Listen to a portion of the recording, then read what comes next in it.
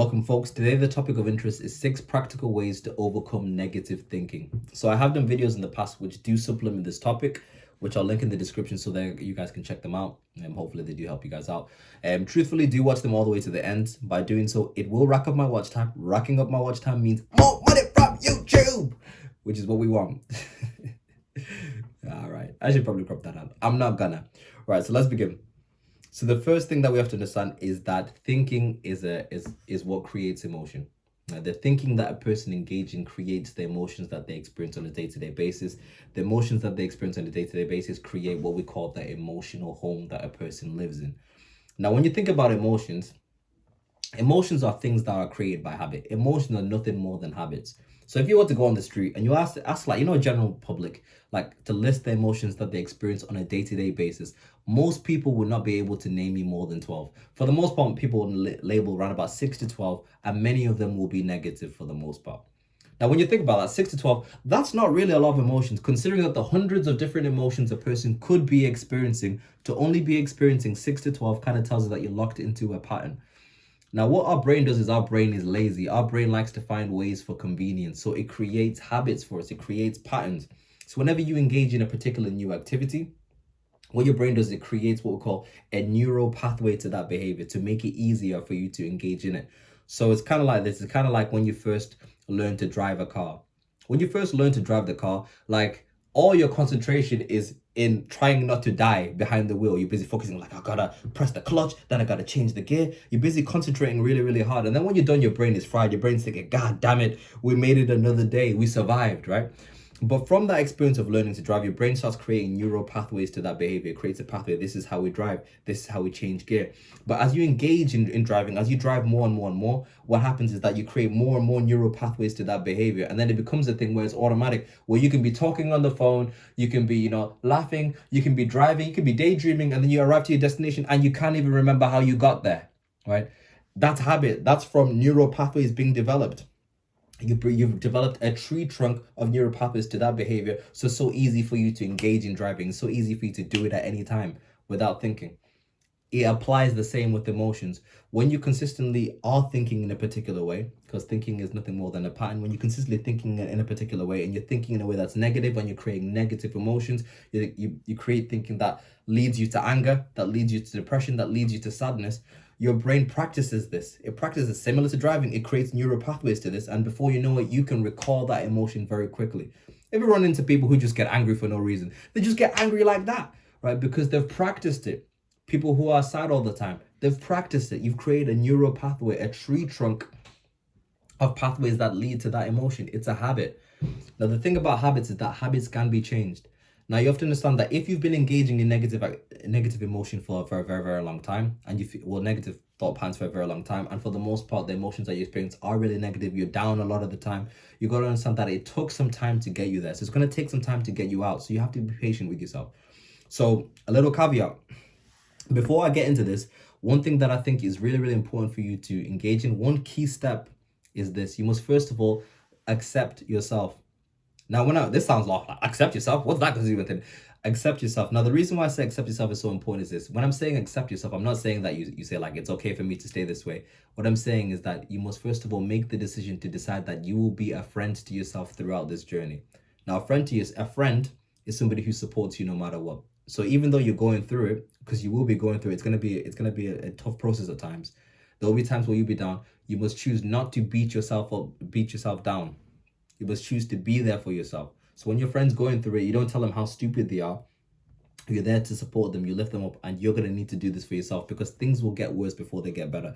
And I'll explain why. So the first activity to engage in to get yourself out of negative thinking is number one. I want you to begin journaling. Now, journaling is so important, and I've talked about this. This is pretty much on almost every video that I talk about, but journaling is really important. The reason journaling is so important is because it's going to teach you to be able to get more acute at understanding your emotions. You're going to get better at labeling your emotions. I remember truthfully when I first started journaling, I wasn't very good at labeling my emotions, and I wouldn't say I'm 100% amazing at it, but I'm a lot better. Because a lot of the emotions that you experience on a day-to-day basis are layered. So when you label, you think, I'm feeling angry or I'm feeling upset. Underneath anger is a lot of different emotions. So underneath anger, there could be disappointment. Underneath anger, there could be sadness. Underneath anger, there could be a sense of loss. You know, there's a lot of different emotions that are stacked under there. But when you begin journaling, you're writing down about how you feel and you're processing and you're exploring it, you get better on understanding specifically what the problem is. When a problem is defined, it's easier to deal with. Now, if you've been in a pattern where you've been thinking negatively, for the most part, you got to understand that negative thinking is a way that you protect yourself. Protect yourself from what? It's a way to protect yourself. A lot of the time, it's a way to protect yourself from disappointment. It's a way to protect yourself from being hurt. I mean, it's a protective mechanism. Now, when you begin to start journaling and you start writing it down and you start processing your emotions, things will come up. Unresolved emotions will come up. And I remember when I first started journaling, I'm not gonna lie to you, like the first 2 days I was thinking, yeah, I got this. Then all these different emotions started coming up. And truthfully, if I'm being really honest with you guys, for like the first month, I was pretty much almost crying every day, guys. I was almost crying every day. Pretty much, I was angry. All these different emotions were coming up. All these emotions that I hadn't processed were coming up. I'm saying, so that's what's gonna happen with you guys when you start journaling. So when this does happen, don't be beating yourself up. Don't like beat yourself down about it. Don't think that, some just told me to do this and it's all going wrong. It's part of the process. You're gonna feel worse for a little bit because you're cleansing and you're processing things that haven't been processed, and then it will get better. So get into the practice of journaling. There's no right or wrong way to do this. You just do this intuitively. The second thing that'll really help you guys out is get into the practice of gratitude. So being grateful, writing down 10 things that you're grateful for, because this is a new pattern that you're forming for yourself. Because when you're writing down what you're grateful for and you're labeling it down, you're writing it down, you're writing about it in detail, what you're doing is you're teaching your mind to focus on the things that you do have, not the things that you lack, not the things that people are not giving to you. You're focusing on things that you do have. And when you begin to do that and you engage in it, what you notice is that you become, what's the word? You become more lighter. Is the word lighter? It's not the word that I'm looking for. But you become, more optimistic. You start seeing the good in all the little small things that you have. You start appreciating just life. You start appreciating that, you've got a bed, you've got a family, you've got friends. You start appreciating all these little small things. And when you appreciate all these little small things, your energy radiates and you attract more. People are just attracted to positive energy. People like it. So you want to get into the practice of being grateful. The third thing that'll really help you out is exercise. So this is something that's pretty basic, but exercise is important. Now, the reason exercise works is because as you engage in exercise, what it naturally does is actually improves your posture. Now, in improving your posture, you improve the way that you actually process your emotions, because emotions, thinking, and the way that you move your body are all connected as one. So normally, when a person is experiencing a particular emotion, it manifests in the body. You can see it. So when somebody's sad, you can tell just by looking at the body language. What does sadness look like? Shoulders are down, breathing is shallow, head is down, poor posture. When you're exercising, and you're straightening out, you're like strengthening the muscles in your back, you're strengthening the muscles in your chest. What naturally happens is that you begin to stand up straight, you begin to stand up tall. This will also massively improve the way that massively improve your outlook on life. Exercise is something that's underrated. Exercise is pretty much a cheat code. The fourth thing that's really, really important is now creating adventure in your life. Creating adventure. So doing things that are unfamiliar, doing things that are brand new, having new experiences. Because one of the biggest human needs in life is spontaneity, is doing things new. You need to try new things. When you go try out new things, you have new experiences, you're experiencing new emotions, you're stimulating one of the biggest human needs for adventure. Yeah. And your outlook on life improves. Because I've never met anybody who actually goes out and does things, goes on holidays, experiences new things, who is miserable. The people who are normally miserable are the people who aren't doing anything, who aren't putting themselves outside of their comfort zone. Because when you're doing things and putting yourself outside of your comfort zone, new experiences, it sharpens you up as a person. You learn new things, you process new things, you make new friends. So, and when it comes to adventure, it doesn't have to be anything like super expensive. It could just be going on a hike. You could be going on a bike ride. You could be going to a festival. I went to my first festival a few weeks ago. It was incredible, guys. It could be going on a holiday.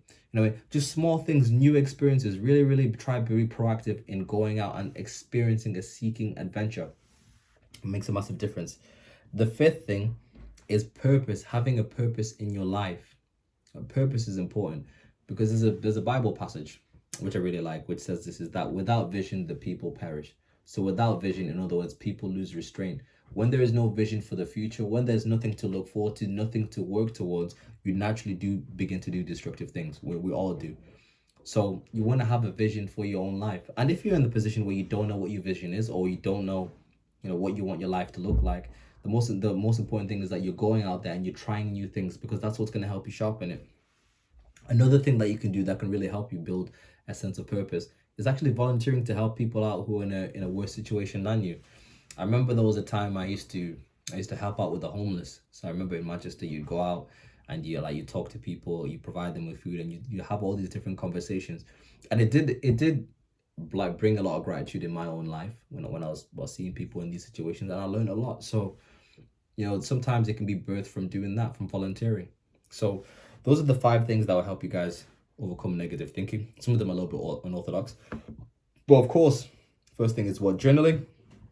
I said 6 things. I lied. It's 5 things on the list. So it's journaling, it's gratitude, it's adventure, it's exercise, and it's purpose. Purpose and creating a vision for your own life. That's the video of the day. You guys take care, and I'll be back again soon. Peace and love.